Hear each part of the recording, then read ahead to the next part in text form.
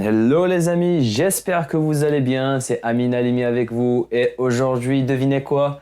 On va tester les Galaxy Buds Plus. On va découvrir ça de suite.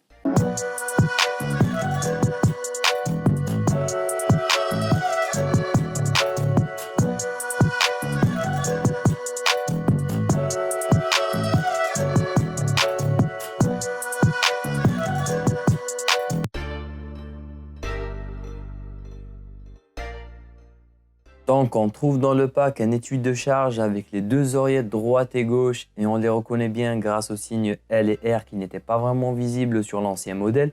Il y a aussi 3 paires d'embouts et 3 paires d'ailettes de tailles différentes qui épousent au mieux la forme de l'oreille pour une meilleure stabilisation et un confort optimal, sans oublier aussi le câble de charge USB-C qui est fourni avec. Concernant leur autonomie, Samsung propose une durée de 11 heures d'écoute musicale, plus 11 heures avec l'étui, ce qui fait un total de 22 heures quand même. L'une des autonomies les plus marquantes au marché, je trouve. Et pour les appels, ils proposent 15 heures de conversation, dont 7h30 avec les écouteurs à Haussel et 7h30 avec l'étui, que je trouve vraiment utile, surtout pour les gens que leur travail impose les appels téléphoniques. De plus, ils ne se rechargent pas seulement via USB-C ou recharge filière, mais ils supportent aussi la recharge sans fil ou wireless charging. En ce qui concerne l'appairage, Samsung nous propose une connectivité via Bluetooth 5.0 compatible avec tous les smartphones, même ceux qui datent de plus de 3 ans, que ce soit des iOS ou Android, mais de préférence avec un appareil Samsung vu qu'ils ont le même système d'exploitation et assistant Bixby, ce qui va leur donner un avantage d'appairage plus rapide que d'autres dispositifs. Ensuite, les Galaxy Buds Plus détiennent une certification IPX2 de résistance à l'eau, mais ils ne sont pas complètement étanches, donc ne les trempez pas dans l'eau car vous risquez de les cramer. Mais cela n'empêche qu'ils résistent bien à la sueur ou aux gouttes d'eau, donc alléluia pour les sportifs.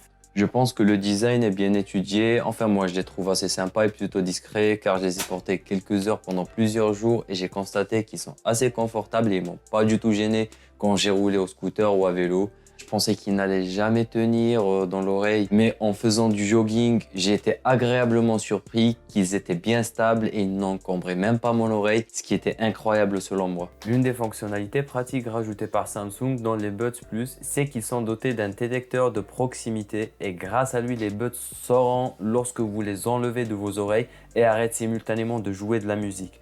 Et en les mettant, ils émettent un son pour vous dire qu'ils sont bien connectés et qu'ils logent dans vos oreilles.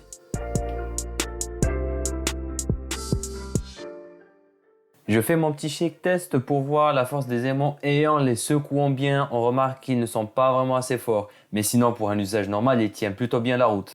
L'un des points les plus forts aussi des Galaxy Buds, c'est qu'ils te permettent de tout contrôler grâce aux touches tactiles qui sont assez intuitives, faciles et rapides aussi à la fois, l'un des meilleurs du marché.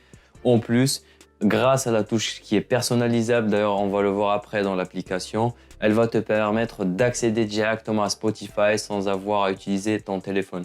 Et si vous voulez avoir un contrôle complet de vos écouteurs, il faudra télécharger l'application qui est disponible sur Google Store qui va vous afficher tout en haut l'autonomie des écouteurs et la commande graduelle pour le son ambiant et après un égaliseur de son pour une écoute optimale. D'ailleurs, j'ai essayé tous les autres modes, mais personnellement, je préfère le mode dynamique qui donne une fluidité et un son plus ou moins clair pour les tweeters et les aigus et amplifie un tout petit peu les basses. Et la différence se ressent surtout à l'écoute de morceaux de pop ou hip-hop. Le seul inconvénient, c'est que ceux-ci peuvent couvrir parfois les aigus et les médiums dans certains cas de figure.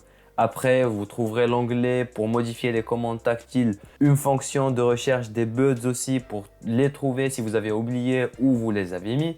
Puis, il y a un assistant pour vous guider à vous familiariser avec l'interface. Donc, je ne peux pas couvrir la totalité là maintenant, mais je ferai une vidéo complète sur les trucs et les fonctions cachées et utiles pour les buds prochainement. Et comme je vous l'avais dit plus tôt à propos de la commande Spotify, vous voyez bien sur mon écran ici que dès que je touche mes buds, ça active directement la musique. Si je touche encore une fois, ça va faire une pause et ainsi de suite. Après, quand je rentre sur l'interface de Spotify, plutôt bien. Donc, en appuyant longuement, ça active l'assistant. Si j'appuie 2 fois, ça change de musique et ainsi de suite. Après, ça dépendrait des fonctionnalités que vous attribuez aux buds sur l'interface que je vous ai montré plus tôt.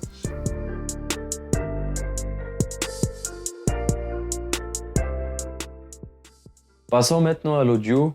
Cette fois, Samsung nous propose un son développé par AKG qui est mentionné sur le boîtier et qui est une de ses filiales, qui propose cette fois des transducteurs à 2 voix qui sont très performants et qui ont vraiment amélioré la qualité de son par rapport aux Buds précédents. Mais le seul petit bémol, c'est que ça manque toujours d'isolation de bruit active comme les AirPods Pro ou comme les autres marques premium. Ils se sont seulement contentés d'isolation de bruit passive grâce au coussinet au caoutchouc.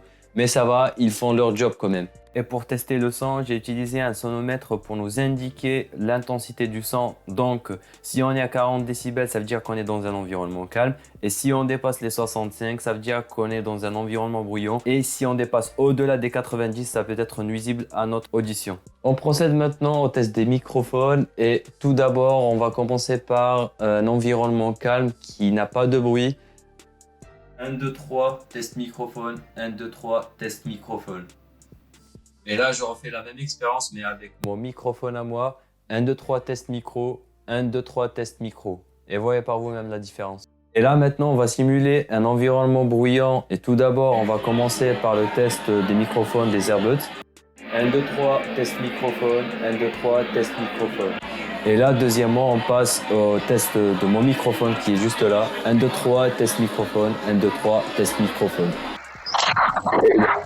Et là, maintenant, on va tester les Galaxy AirPods en situation réelle avec le vent. Et je suis en train de rouler à 26 km/h avec ma trottinette. 1, 2, 3, test microphone. 1, 2, 3, test microphone. Alors les amis, dites-moi ce que vous en pensez dans les commentaires. Et n'oubliez pas de liker si la vidéo vous aura plu. Et pour les nouveaux, ne passez pas à côté. Abonnez-vous et activez la cloche pour pouvoir voir les autres tests et les prochaines vidéos. Sur ce, je vous dis à bientôt et faites le bon choix avec Smart Choice. Peace.